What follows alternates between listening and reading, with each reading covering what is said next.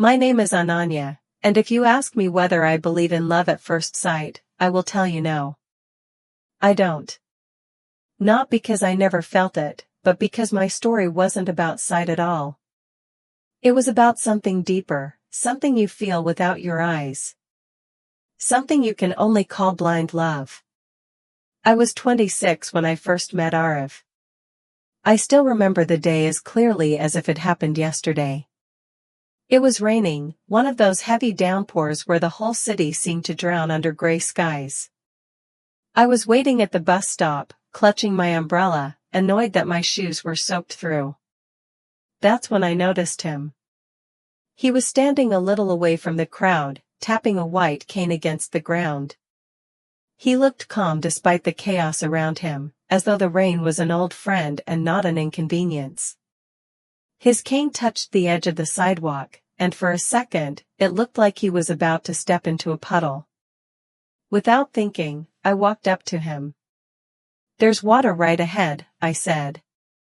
He tilted his head slightly, as though trying to place my voice, and smiled. "Thank you. People usually let me find out the hard way." There was something disarming in the way he said it, not bitter, just matter of fact. That was Arif, unshaken, graceful, carrying his blindness like it was just one detail of his life, not a definition. I helped him find the bus, and we ended up sitting side by side. That's how our story began, with rain, a crowded bus, and a small act of kindness. Over the next few weeks, I started seeing him often. Sometimes on the same bus, sometimes near the bookstore where I liked to stop after work. Slowly, conversations grew. He told me he was a pianist, that he taught music at an institute for children. "You play piano?" I asked, surprised. "I do," he said, smiling. "Don't look so doubtful. Blindness doesn't stop music. If anything, it makes me listen more closely than most people ever will." There was pride in his voice, not arrogance but quiet confidence. He had built a world where sight wasn't necessary to create beauty. I found myself drawn to him, to the way he noticed things without seeing them. He could describe the rain not by how it looked, but by the rhythm of it against rooftops. He could sense moods in voices, pauses in conversations, the way someone shifted their weight when nervous. He read people more clearly than anyone with eyes ever could. Weeks turned into months, and I realized something frightening: I was falling for him.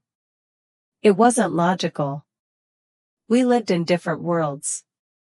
I worked in corporate advertising, chasing deadlines and clients, while he lived in a realm of music and patience. My parents had a list of ideal matches for me: men with degrees, family businesses, shiny cars. Arif had none of that.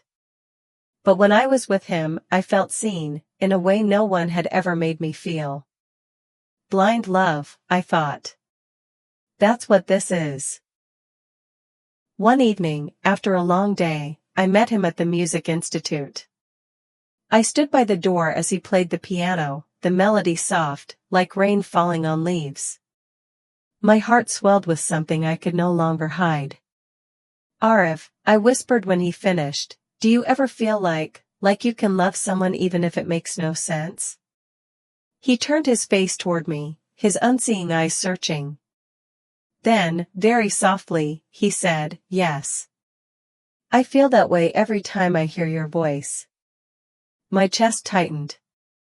In that moment, I knew. He loved me too. But love stories are never that simple. When I told my parents about Arif, their reaction was everything I feared. "A blind man? Ananya, are you out of your mind?" my mother snapped. "He cannot even take care of himself. How will he take care of you?" "He has a job.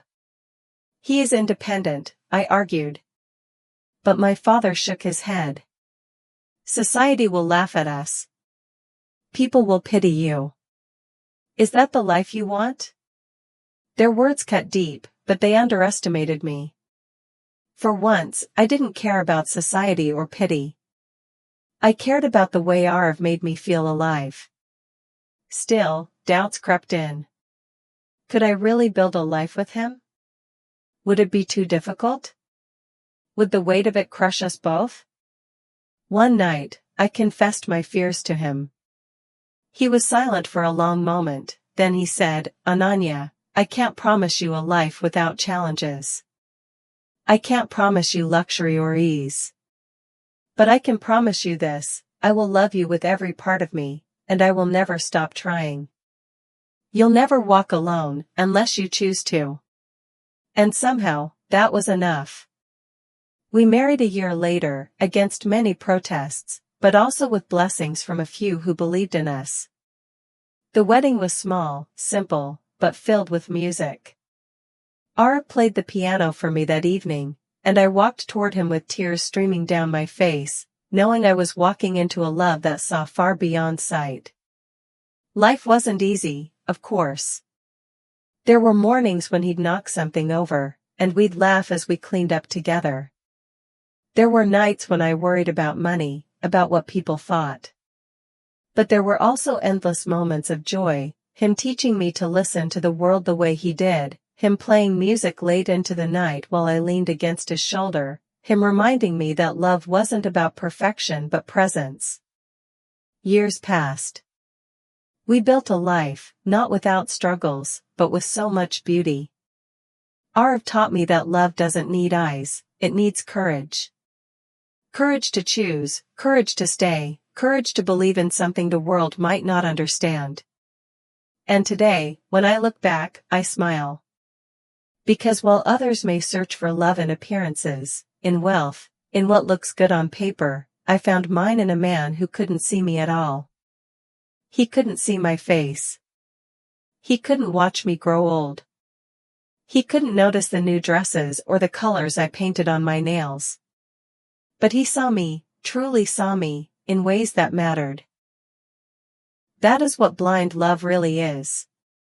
Not foolishness, not blindness to faults, but the ability to love someone with eyes closed, and heart wide open. If you liked this story, please like, comment, share, and subscribe.